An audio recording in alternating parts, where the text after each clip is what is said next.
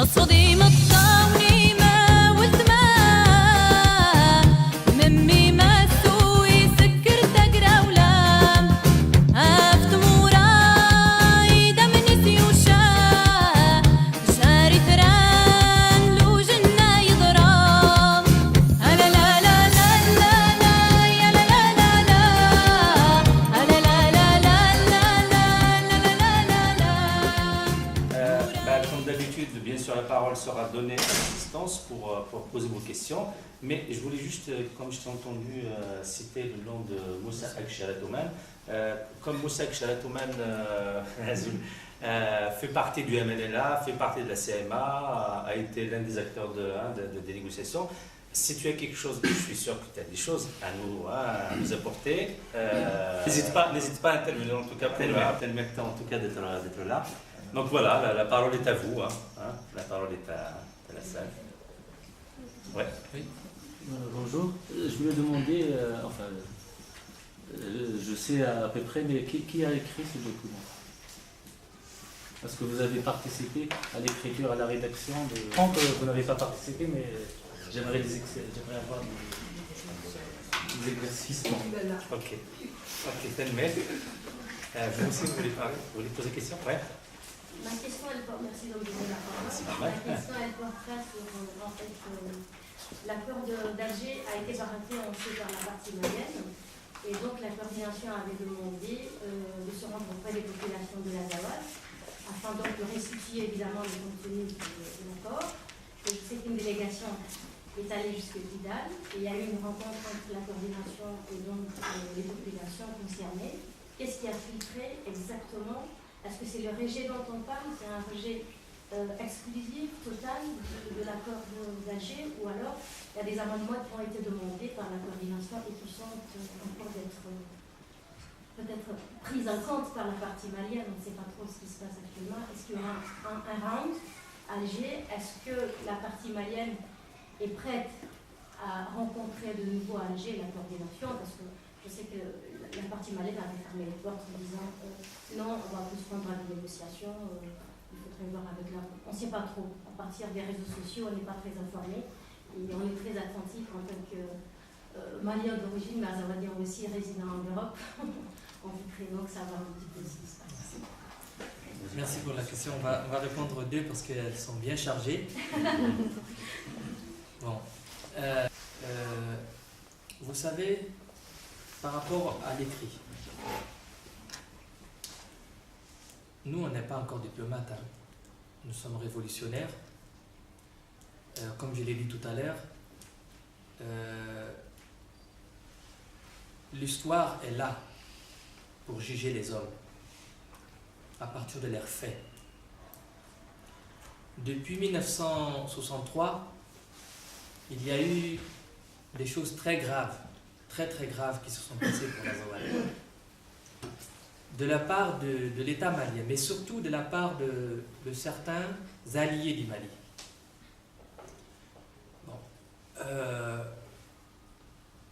Après cela, il faut savoir que à chaque fois qu'il y a eu des négociations, en dehors de Ouagadougou, enfin de Burkina Faso, au nom de la CEDEAO, nous n'avons été nulle part pour négocier avec le gouvernement du Mali et trouver une solution, comme je le disais tout à l'heure, une solution qui soit juste, équitable, adaptée et surtout une vraie solution sur la vérité. Donc, à Alger, c'est la médiation internationale dont le chef de file est l'Algérie qui a rédigé les documents. Mais ce que nous déplorons, c'est qu'à chaque fois, parce qu'il y a eu plusieurs documents qui nous ont été remis, à chaque fois, nos préoccupations, c'est-à-dire les revendications de la coordination des mouvements de l'Azawad, ne se retrouvent pas dans les documents qu'on nous remet. Alors on se pose des questions. Ce n'est pas nous qui avons écrit les documents. Et moi, je sais, après avoir participé à des séminaires des formations, sur des négociations, que le meilleur accord, c'est celui qui est écrit à 2 mains, par les 2 parties en belligérance. C'est lui qui est négocié avec des compromis et qui soit après acceptable. Acceptable. Parce que chacune des parties ne sera pas satisfaite à 100%. Mais elle acceptera lorsqu'elle trouvera que l'essentiel de ses revendications sont pris en compte. Chaque partie fera un pas vers l'autre. Mais là, nous avons vu quasiment que des pas qui se font dans l'autre sens. Quelque chose que j'ai décrié en présence des médiateurs, en présence aussi de l'autre partie, c'est que dans notre cas, la médiation a ouvert 2 couloirs de négociation. 2 couloirs de négociation. C'est-à-dire qu'il y a le couloir de négociation entre les 2 belligérants, c'est-à-dire entre la coordination des mouvements de l'Azawad et le gouvernement du Mali. Ça se comprend. Mais il y a un autre couloir qui est celui qui se passe entre le gouvernement du Mali et ses propres milices. Qu'est-ce qui se passe? À chaque fois qu'il y a un document sur lequel on arrive à nous entendre, ou en tout cas sur lequel on ne s'entend pas, mais en tout cas on arrive à avoir un document, je vais dire, on s'entend sur certaines choses. Notamment, il y a eu des protocoles d'entente entre les mouvements, mais il y a eu surtout la feuille de route. La feuille de route qui a balisé les négociations. Mais qu'est-ce qui s'est passé? Nous avons dit que nous ne nous asseyons pas dans la même salle avec les milices. Parce que nous pensons que les milices peuvent rester à Bamako et négocier avec Bamako. Parce que les milices ne sont pas en belligérance avec le gouvernement du Mali. Mais qu'est-ce qu'on nous fait? On amène les milices à Alger, elles sont soit dans les mêmes hôtels, soit dans les hôtels à côté, et à l'ouverture, elles sont dans la salle, et pendant les négociations, elles se retrouvent avec le gouvernement, soit avant nous, ou soit après nous. Et les documents, notamment la feuille de route, nous on le signe avec le gouvernement du Mali, et après, le même document est signé par les milices et le gouvernement en remplaçant juste les noms. Juste les noms sont remplacés. À la place de la coordination, on met la plateforme. À la place des noms des personnes, on met les autres. Ça ne peut pas se comprendre et ça ne peut pas, à mon avis, amener une solution. Parce que le vrai problème se trouve entre les belligérants. Donc ça, c'est par rapport à ta question. Donc, le document est écrit par la médiation, c'est-à-dire par le chef de file, l'Algérie.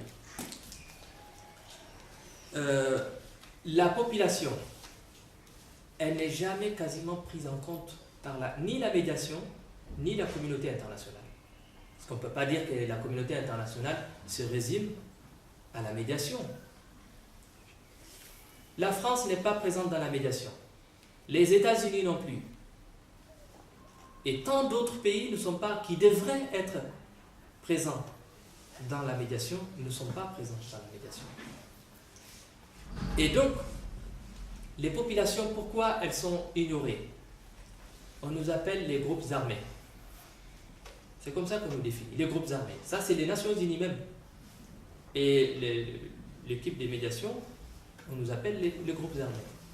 On occulte que nous avons, même le ministre malien des Affaires étrangères a mis entre guillemets, je crois, le terme base. Les bases. C'est comme si nous n'avons pas de base. Nous n'avons pas de population. Comme si on était isolé des populations et de notre territoire. Donc ces populations-là, aujourd'hui, avec les réseaux sociaux, avec le téléphone, avec Internet, cette population, elle peut avoir l'information à temps réel. Donc elle sait ce qui se passe. Et elle est déterminée, cette population, à ne pas se laisser berner par quiconque. Par quiconque. Donc c'est pourquoi elle manifeste, comme partout dans le monde aujourd'hui. Il y a des manifestations régulièrement. Même si on ne les voit pas dans les télévisions, dans les grandes chaînes de télévision ou autres, elles manifestent quand même. Elles continuent à se battre. Les femmes aujourd'hui, comme je vous ai dit tout à l'heure, mais aussi les jeunes, mais aussi la diaspora, mais aussi dans les camps de réfugiés, toutes ont dit à l'unanimité leur rejet. Pour eux, je dis le terme rejet. Bon, pour la CMA, il y a une diplomatie qu'on utilise. On ne dit pas rejet, mais on dit nous avons besoin d'un temps suffisant pour consulter notre base. Et en plus, c'est dit dans la feuille de route. Dans la feuille de route, il est écrit que avant de signer, les belligérants doivent retourner auprès de leur base. Bon, si le gouvernement du Mali a jugé nécessaire de ne pas retourner auprès de sa base et qu'il a la latitude et même il a la volonté de signer le plus tôt possible, et ça n'engage que lui. Mais nous avons pensé que dans le respect de nos engagements à l'égard du peuple de l'Azawad, nous devons retourner pour leur faire le compte-rendu. Et comme nous avons eu très peu de temps, au début, j'ai entendu 72 heures, je ne sais pas si... Au début, on nous a dit que vous avez 72 heures. Imaginez quitter Alger, se rendre dans l'Azawad avec toutes les difficultés que vous savez, et revenir, ou les lire au téléphone, ou je ne sais pas quoi, en 72 heures. Donc on a eu plus de temps que ça. Du 12 au 15 mars, nous avons invité les responsables des différents camps de réfugiés, les responsables des chefs de village, des chefs de tribus, les leaders d'opinion, les leaders religieux et autres, à venir, et aussi les responsables des différents mouvements, la direction des différents mouvements, et de toutes les communautés, à venir à Kidal. Bon, pourquoi Kidal? Parce que tout simplement, à Kidal, nous pouvons assurer la sécurité des différents délégués. À Kidal, il n'y a pas l'armée malienne. Bon, il y a la MINUSMA, les casques bleus, il y a les forces françaises, mais c'est nous qui avons assuré la sécurité. Ce n'est ni la MINUSMA, ni Barkhane, c'est-à-dire les forces françaises. C'est la coordination des mouvements de l'Azawad qui a assuré la sécurité de plus de 4000 personnes. Plus de 4000 personnes se sont déplacées à Kidal. Et là, nous avons eu la résolution finale qui a effectivement trouvé que ce document ne prend pas en considération les aspirations du peuple de l'Azawad. Et a souhaité que les négociations se poursuivent entre la CMA et le gouvernement du Mali. Donc c'est ce que je peux dire. La population a rejeté, le MNLA a demandé plus de temps et même a fait des propositions. Parce que le 17 mars, il y a eu une délégation de la médiation élargie qui s'est déplacée à Kidal pour rencontrer les responsables présents à Kidal de la coordination des mouvements de l'Azawad. À la fin de la rencontre, nous avons remis à la médiation internationale élargie un document dans lequel il y avait les points essentiels pour lesquels, si ces points sont pris en compte dans le document du Mali, on peut signer. Le cas contraire, nous ne pouvons pas signer.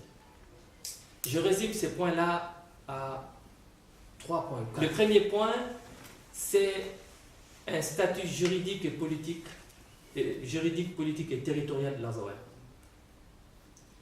Le deuxième point, c'est l'aspect sécuritaire. Au moins que 80% de ceux qui vont assurer la sécurité au niveau de la défense et de la sécurité sur le territoire de l'Azawad soient des Azawadiens. Ensuite, que les ressources minières du sous-sol de l'Azawad, que les populations de l'Azawad en bénéficient au moins à 40%. C'est les 3 points dont je me rappelle. Juste une petite précision.